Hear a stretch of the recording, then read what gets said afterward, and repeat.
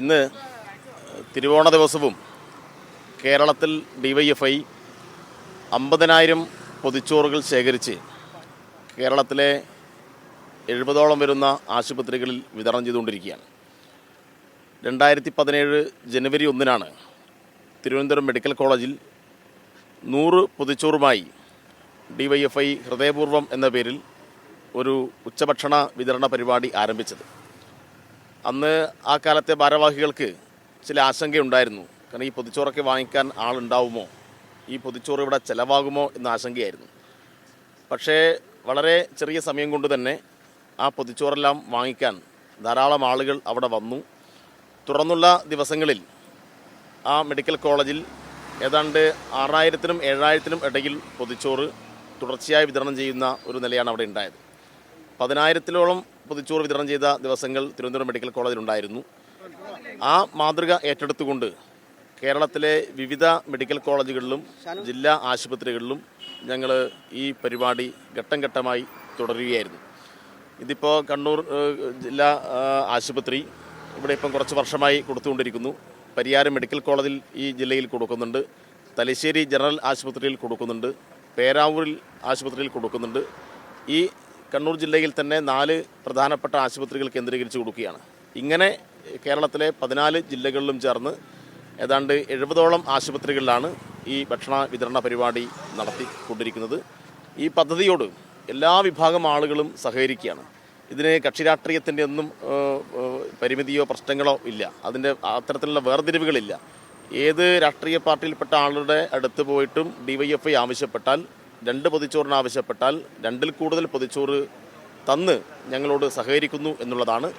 പ്രത്യേകിച്ച് ഇത്തരമൊരു പദ്ധതി ആളുകളുടെ വിശപ്പകറ്റുക എന്നതിനപ്പുറത്തേക്ക് എല്ലാ ആളുകളെയും ചേർത്ത് പിടിക്കുന്ന കേരളത്തിൻ്റെ ഒരു മനസ്സിൻ്റെ വലിപ്പം കൂടിയാണ്. അപ്പോൾ കേരളീയ സമൂഹത്തിൻ്റെ ഔന്നത്യമാണ് ഇതുവഴി പ്രകടമാവുന്നത്. കാരണം പലവിധത്തിലുള്ള വിഭാഗീയ ചിന്തകൾ ആളുകൾക്കിടയിൽ പ്രചരിപ്പിച്ചുകൊണ്ട് ഭിന്നിപ്പിക്കാനുള്ള വലിയ പരിശ്രമം നടക്കുന്ന ഈ സന്ദർഭത്തിൽ തങ്ങൾക്കറിയാത്ത ഒരാൾക്ക് വേണ്ടിയിട്ട് പൊതിച്ചോറുകൾ ശേഖരിക്കുകയും ആ പൊതിച്ചോറ് ഉണ്ടാക്കി കൊടുക്കുകയും ചെയ്യുക എന്നുള്ളത് എല്ലാവരും ഏറ്റെടുക്കുകയാണ്. അപ്പോൾ ഒരു വലിയ കരുതൽ, അപരനെ ചേർത്ത് പിടിക്കുന്ന സോദരത്വേന എന്നൊരാശയത്തെ ഫലപ്രദമായി മുന്നോട്ട് കൊണ്ടുപോകുന്ന ഒരു പരിപാടിയായിട്ട് കൂടി ഈ പരിപാടി ഇതിനകം തന്നെ മാറിയിട്ടുണ്ട് എന്നുള്ളതാണ്. പിന്നെ ഇത്തരം പദ്ധതികൾ ജനങ്ങൾക്കിടയിൽ വലിയ സ്വീകാര്യത ഉണ്ടായി എന്ന് കണ്ടപ്പോൾ അങ്ങേയറ്റം ഇടുങ്ങിയ രാഷ്ട്രീയ താല്പര്യത്തോടു കൂടി ചിന്തിക്കുന്ന, അങ്ങനെ കാര്യങ്ങൾ നോക്കിക്കാണുന്ന ചില ആളുകൾ ഇതിനെ ആക്ഷേപിക്കാൻ വേണ്ടി മുന്നോട്ട് വന്നിരുന്നു. അങ്ങനെ ആക്ഷേപിക്കാൻ വേണ്ടി മുന്നോട്ട് വന്ന ഒരാളായിരുന്നു യൂത്ത് കോൺഗ്രസിൽ നിന്നും ഈ അടുത്ത് പുറത്താക്കപ്പെട്ടിട്ടുള്ള രാഹുൽ എന്ന് പറയുന്ന യൂത്ത് കോൺഗ്രസിൻ്റെ പ്രസിഡന്റ്. അദ്ദേഹം പറഞ്ഞത് ഇതിൻ്റെ പേരിൽ അനാശാസ നടപടികൾ നടക്കുന്നു, അനാശാസ പ്രവർത്തനങ്ങൾ നടക്കുന്നു എന്നായിരുന്നു. യഥാർത്ഥത്തിൽ ഇപ്പോൾ ആളുകൾക്കെല്ലാം ആരാണ് ഇത്തരം കാര്യങ്ങൾക്കെല്ലാം നേതൃത്വം കൊടുക്കുന്നത് എന്ന് മനസ്സിലായി.